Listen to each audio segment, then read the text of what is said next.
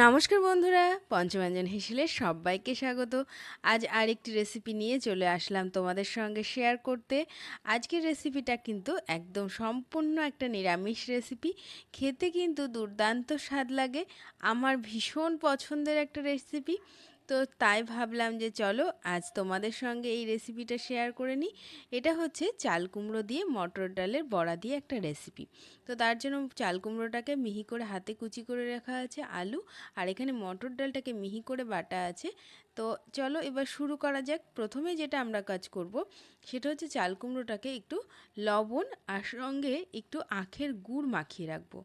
আখের গুড় মাখালে যে কোনো চাল কুমড়ো বলো লাউ বলো কিন্তু খুব দুর্দান্তভাবে নরম হয়ে যায়। সেটা যদি খুব পাকা লাউ হয় বা পাকা চাল কুমড়ো হয় সেটাও কিন্তু খুব কম সময়ের মধ্যে একদম নরম হয়ে যায়। তো লবণটা পরিমাণ মতন দিয়েছিলাম, আর চিনির পরিবর্তে এখানে আমি গুড় ব্যবহার করছি। আর চিনি তো আমাদের স্বাস্থ্যের জন্য মোটেও ভালোও নয়। তো সেই ক্ষেত্রে বলা যায় যে এটা কিন্তু একদিকে আমাদের উপকারও হচ্ছে, তাই না বন্ধুরা? তো এইভাবে সমস্ত চাল কুমড়োটা আমি এইভাবে বেশ চটকে চটকে মেখে নিলাম। আর এদিকে কড়াই বসিয়ে দিয়েছিলাম, কড়াই দিয়ে দিচ্ছি বেশ খানিকটা তেল। তবে বন্ধুরা তেল দেখে ভয় পেও না, এই তেল কিন্তু সম্পূর্ণটা রান্নায় যাবে না, কারণ বড়াগুলো ভাজতে হবে, তো সেই জন্য। এবার এই ডাল বাটার মধ্যে দিয়ে দিলাম পরিমাণ মতন লবণ। আর ডালটা পেস্ট করার সময় 3টে লঙ্কা, কাঁচা লঙ্কা, জিরে আর একটু সামান্য আদা দিয়ে পেস্ট করা আছে। আর এই ডালটাকে বেশ সুন্দরভাবে কিন্তু ফেটাতে হবে। দেখতেই পাচ্ছ কত মিহি করে আমি বেটে রেখেছি। তো এটাকে এবার খুব সুন্দর করে আমরা এইভাবে ফেটিয়ে নেব। বেশ একটা হালকা হালকা ভাব চলে আসবে, তখন আমরা বন্ধ করে দেব। এদিকে ততক্ষণে কিন্তু আমাদের তেলও গরম হয়ে গেছে। প্রথমে কতগুলো বড়া আমি একটু বড় বড় করে ভেজে নেব, কারণ এগুলো ডেকোরেশনের জন্য একটু আমি ভাজছি। তবে তোমরা ঘরে যখন করবে তখন কিন্তু সেটার কোনো প্রয়োজন নেই। যেহেতু আমি এটা ভিডিও করব সেই কারণে আমি কতগুলো একটু ডেকোরেশনের জন্য রাখছি। তো দেখো খানিকক্ষণের মধ্যেই বড়াগুলো কত সুন্দর একটা মুচমুচে ভাব চলে এসেছে, দেখেছো? এটা কিন্তু সম্পূর্ণ হয়েছে ওই যে খুব সুন্দর করে ফেটিয়েছি ফেটানোটার জন্য। তো অবশ্যই কিন্তু ধৈর্য ধরে একটুখানি ফেটিয়ে নেবে। তারপরে এই বড়াগুলো বেশ সুন্দর লাল লাল করে তুলে নিয়ে আরও ছোট্ট ছোট্ট করে আমরা এখানে বড়াগুলোকে ভেজে নেব। দেখতেই পাচ্ছ কত ছোট্ট ছোট্ট করে এখানে ছাড়ছি। ঠিক এরকমই যত ছোট পারবে তত ছোট ছোট করে কিন্তু বড়াগুলোকে ভেজে নিতে হবে। তো এগুলো আমার ভাজা হয়ে গেছে। এবার বাকি ডাল বাটাটা দিয়ে ঠিক এরকমই ছোট্ট ছোট্ট করে বাকিটাও ভেজে নেব।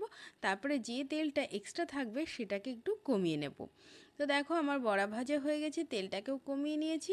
এবার এখানে যে ছোট্ট ছোট্ট করে যে ডুমো ডুমো করে আলু কেটে রেখেছিলাম সেটাকে বেশ সুন্দরভাবে এখানে আমরা ভেজে নেব। অর্থাৎ ভেতরটা নরম হবে অথচ উপরটা কিন্তু সুন্দর ভাজা হবে। এইভাবেই আমরা সম্পূর্ণ আলুটাকে লবণ আর হলুদ দিয়ে বেশ সুন্দরভাবে আমরা এখানে ভেজে নিচ্ছি। আর এখানে লবণ কিন্তু শুধু আলুর পরিমাণেই দিচ্ছি বন্ধুরা। তবে এই রেসিপিটা অবশ্যই তোমরা একবার ট্রাই করে দেখো, ভীষণ সুন্দর হয় খেতে।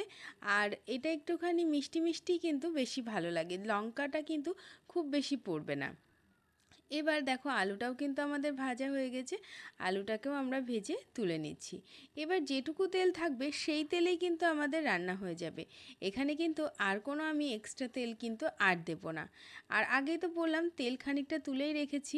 এবার এই তেলের মধ্যে দিয়ে দিলাম খানিকটা পাঁচফোড়ন, শুকনো লঙ্কা, তেজপাতা। তেজপাতাটাকে আমি একটু ছিঁড়ে দিয়েছি, তাতে খেতেও ভালো লাগবে আর নাড়াচাড়া করার সময়তেও একটু সুবিধা হবে। এবার এই পাঁচফোড়নের গন্ধটা বেশ সুগন্ধটা যেই বেরিয়ে আসবে তখন আমরা এখানে হাফ টেবিল চামচ জিরে আদা বাটা দিলাম, একটু হলুদ গুঁড়ো আর একটু ধনের গুঁড়ো। এটাকে বেশ সুন্দরভাবে কষিয়ে নেব যতক্ষণ না মশলাগুলো থেকে কাঁচা গন্ধটা বেরিয়ে যাচ্ছে, ততক্ষণ পর্যন্ত খুব সুন্দরভাবে এটাকে কষিয়ে নেব। কষানো চলুক ততক্ষণে দেখো বন্ধুরা কতটা জল বেরিয়েছে। তো এই জল সহই কিন্তু চাল কুমড়োটা কড়াইয়ে ঢেলে দেব। তাতে চাল কুমড়োটা কিন্তু বেশ মাখা মাখা ব্যাপার আসবে আর সেদ্ধটাও কিন্তু খুব সুন্দরভাবে হবে। এক্সট্রা কিন্তু কোনো জলেরই প্রয়োজন হবে না আর এতে। তো এবার বেশ খানিকক্ষণ ধৈর্য ধরে কষাতে হবে আর তার সঙ্গে সেদ্ধ হতে হবে। ব্যাস এই কাজটুকু, আর বারবার তো দেখানোর কোনো প্রয়োজন নেই। তো এটাকে আমি বেশ সুন্দর করে আগে মশলার সঙ্গে মিশিয়ে নিচ্ছি। আর লবণ কিন্তু যে পরিমাণ দিয়েছিলাম মোটামুটি ঠিকই হবে বলা যেতে পারে। তবে পরে একটু চেক করা যাবে। তো দেখো এখানে জল কিন্তু অনেকটাই শুকিয়ে গেছে। এখানে আমি দুটো পাকা লঙ্কাকে একটু ফাটিয়ে দিলাম। আগেই বললাম বন্ধুরা যে এটাতে কিন্তু খুব বেশি ঝাল ঝাল তরকারিটা হবে না। তো তোমরা যদি ঝাল একটু বেশি পছন্দ করো সেক্ষেত্রে আরেকটু লঙ্কা দিয়ে দিতে পারো, কাঁচা লঙ্কাই দিবে এখানে, তাহলেই হবে। তারপরে এই যে ভেজে রাখা আলুগুলো সেগুলোকে আমরা দিয়ে দিচ্ছি এই চাল কুমড়োর মধ্যে। যেটুকু জল আছে সেই জলটুকু কিন্তু এই আলু এবং এই ডালের যে বড়া করে রাখা হয়েছে সেটা কিন্তু টেনে নেবে। আর সেই জন্যই এই তরকারিটা কিন্তু খুব যে শুকনো শুকনো খুব কষানোর প্রয়োজন আছে তা কিন্তু নেই। এটাতে খানিকটা একটুখানি মানে নরম নরম গোছেরই কিন্তু থাকবে। এবার ডালের বড়াগুলো দিলেই দেখবে 2-3 মিনিটের মধ্যে সমস্ত জলটা কিন্তু এই ডালের বড়া এবং ভাজা আলু টেনে নেবে। তাহলেই কিন্তু মোটামুটি আমাদের রান্না কমপ্লিটের পথে চলে যাবে। দেখো 2-1 মিনিটের মধ্যে কিন্তু আমার জল একদম শুকিয়ে গেছে, বড়াগুলো বেশ সুন্দরভাবে নরম হয়ে গেছে। এবার এই পর্যায়ে আমি একটু ভাজা মশলার গুঁড়ো অ্যাড করে দিচ্ছি। ব্যাস, এবার নাড়াচাড়া করে নিয়ে খানিকক্ষণ স্ট্যান্ডিং হিটে রেখে দেবো। তাহলেই কিন্তু আমাদের আজকের রেসিপি একদম কমপ্লিট হয়ে যাবে। কি সিম্পল একটা রেসিপি না বন্ধুরা? তো অবশ্যই বাড়িতে ট্রাই করে দেখো। দেখেছো বড়াগুলো কি সুন্দর নরম হয়েছে। তা আজকের রেসিপি তোমাদের কাছে কেমন লাগলো অবশ্যই জানাবে।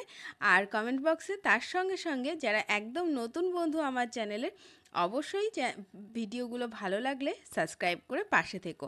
আর পাশে থাকা বেল আইকনটি অবশ্যই প্রেস করে রেখো, তাহলে যখনই আমি কোনো রেসিপি তোমাদের সঙ্গে শেয়ার করব তখন সবথেকে আগে তোমাদের কাছে তার নোটিফিকেশন পৌঁছে যাবে। তো আজকের মতন এই রেসিপিটা আমি এখানেই শেষ করছি। টাটা।